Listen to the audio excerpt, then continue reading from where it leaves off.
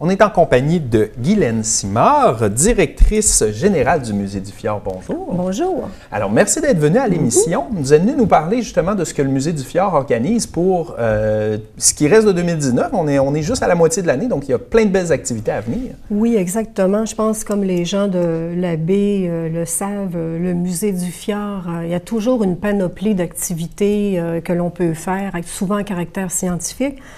Alors, bon, bien entendu, nous avons toujours jusqu'au 3 novembre notre expo sur les dinosaures qui fait un malheur. Vraiment, on est très, très heureux de ça. Ensuite, à l'automne, le musée, c'est encore les sciences de la Terre qui seront à l'affiche au musée. Alors, on va présenter une exposition du musée minéralogique et minier de Tête-Fort-Magne sur les gemmes. Alors, ce sont des pierres précieuses.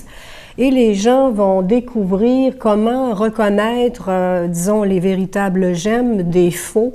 Bon, ça nous amène à parler de la joaillerie. Alors, c'est vraiment très, très intéressant. Puis là, est-ce qu'il va y avoir des vraies gemmes précieuses en musée? Donc, il va y avoir de la sécurité pour... On a quand même un bon système de sécurité au musée. Puis, on assure de la surveillance aussi là, de nos expos.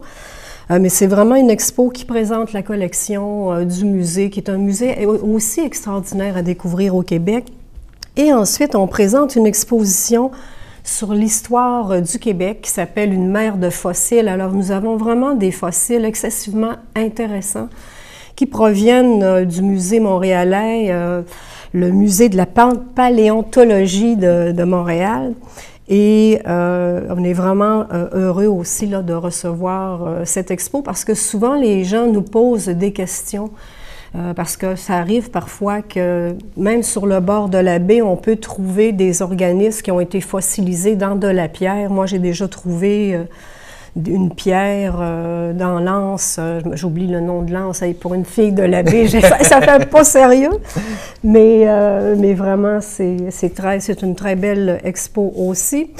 Et nous avons toujours notre cycle de conférences, le cycle de conférences qui est financé par Port de Saguenay. Alors, tout au long de l'année, le musée, on propose des sujets variés, que ça peut être des sujets qui concernent l'histoire riveraine, les sciences. Et la prochaine activité se déroule le 27 juin sur le quai Laurier-Simard, près du musée. C'est une soirée littéraire à 19h qui est organisée en collaboration avec le Salon du Livre où il y a des auteurs qui lisent des extraits de leurs romans. Et cette année, le thème, c'est « Enquête sur le quai ». Alors, on fait un clin d'œil aux romans policiers. Puis, il y a toujours des intermèdes musicaux. Alors, ça aussi, c'est très prisé et... Belle activité culturelle. C'est une excellente... Oui, c'est vraiment une activité culturelle qui est intéressante, qui permet de découvrir des auteurs, mais le lieu est tellement enchanteur. Et parfois, on va voir des oiseaux, le bruit des vagues, le vent, la lumière. C'est un événement que j'aime beaucoup au musée. C'est un spectacle son et lumière, mais à base de nature. Oui, à base de nature. Et ça fait toujours du bien là, de se reconnecter à la nature. Et cette année aussi, avec la table agroalimentaire, on innove. Alors, nous allons présenter des producteurs régionaux qui vont parler de la science qui se cache derrière la fabrication de leurs produits. Ça, c'est très intéressant, oui, parce que d'avoir des gens, des passionnés de chez nous qui parlent de leur production, oui. Puis des fois, ils ont toutes comme leur petite recette secrète pour leur... Fait que ça, je pense que ça va être très intéressant. Oui, entre autres, nous aurons M. Jean-Philippe Bouchard de la distillerie Kilomètre 12. Alors, il va venir nous parler de la fabrication de son gin que les gens aiment beaucoup. Ensuite, nous aurons Pierre-Philippe Tremblay du domaine Le Cajot et Marie-Josée Blackburn de la fromagerie Blackburn.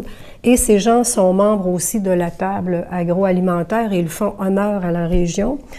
Ensuite, nous allons également présenter avec le Festival Regard sur le court-métrage des courts-métrages qui vont concerner l'histoire de l'évolution de la Terre. Ça aussi, ça va être intéressant, ou les dinosaures.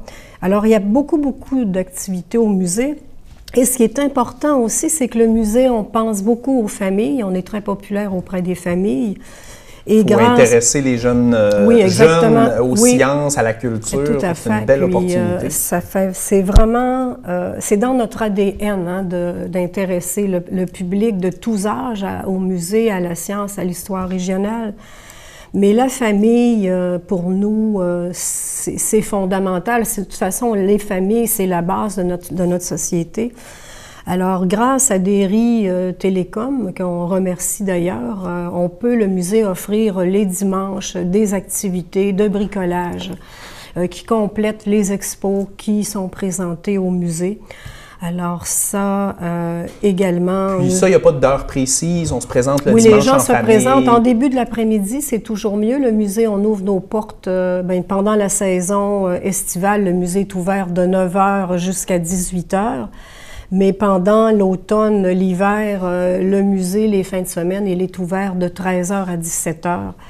Et également, nous avons beaucoup de personnes, de jeunes familles qui visitent le musée.